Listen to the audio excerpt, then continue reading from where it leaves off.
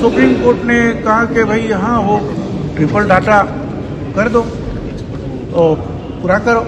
अब उसके हिसाब से जो है हमने भी जो है अध्यादेश निकाल के आयोग की निर्मित के अध्यादेश निकाला और कहा कि हम ट्रिपल डाटा में से पहली दो बातें जो है 50% के ऊपर नहीं जाएंगे, शेड्यूल ट्राइब को उनके हिसाब से देंगे और एम्पिरिकल डाटा जमा करने के लिए हमने आयोग प्रस्तावित किया है।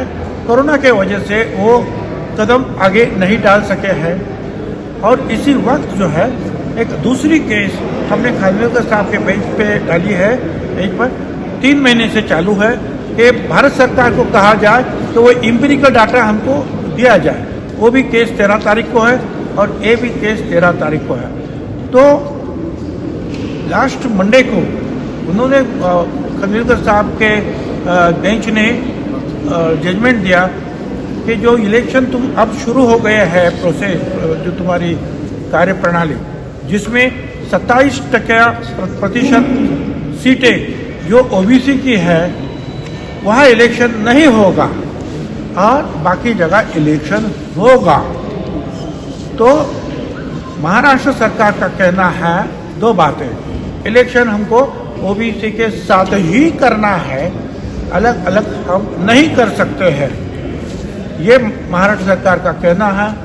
दूसरी जगह से जो है हम लोग जो है ओबीसी के कार्यकर्ता हम कहते हैं कि भाई सरकार ये गलत है या वो गलत है वो दूर रखो, मगर ओबीसी के ऊपर अन्याय हो रहा है जो 54% है वो अन्याय क्यों हो रहा है। तो ऐसी सारी बातें लेकर हम फिर से आज एफिडेविट करेंगे और 13 तारीख को सोमवार को खानविलकर साहब के सामने सारी बातें रखेंगे। और इसलिए प्रफुल्ल पटेल साहब समीर भुजबल हम कल मुकुल रोड की साहब से बातचीत की आधा घंटा और वो जो है महाराष्ट्र की सरकार की तरफ से अपनी बात रखेंगे।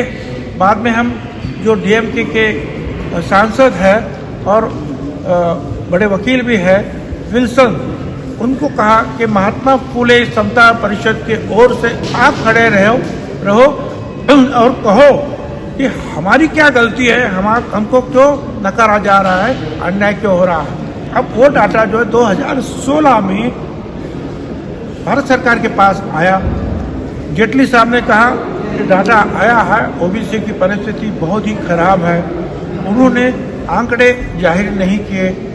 बाद में जो है उसमें कुछ सदोष कुछ बातें हैं तो उसके लिए पनगड़िया समिति जो है वो निर्माण की गई, मगर उस समिति में सदस्य नहीं नियुक्त किए गए। तो 5 साल के बाद वो पनगड़िया समिति वो भी जो है उन्होंने रेजिग्नेशन देके वो गए। बड़े वकील जो है हम उनको दरख्वास्त कर रहे हैं कि हमारी केस वो सुप्रीम कोर्ट के सामने रखें और सुप्रीम कोर्ट से जो है ये ऑर्डर पास करें, इलेक्शन हो तो सकता हो, अगर उसको स्टे हो स्थगिति मिले तो सबको स्थगिति मिले, कोई इलेक्शन ना हो, ओबीसी को छोड़कर इलेक्शन ना हो, यही हम उनसे विनती कर रहे हैं। धन्यवाद।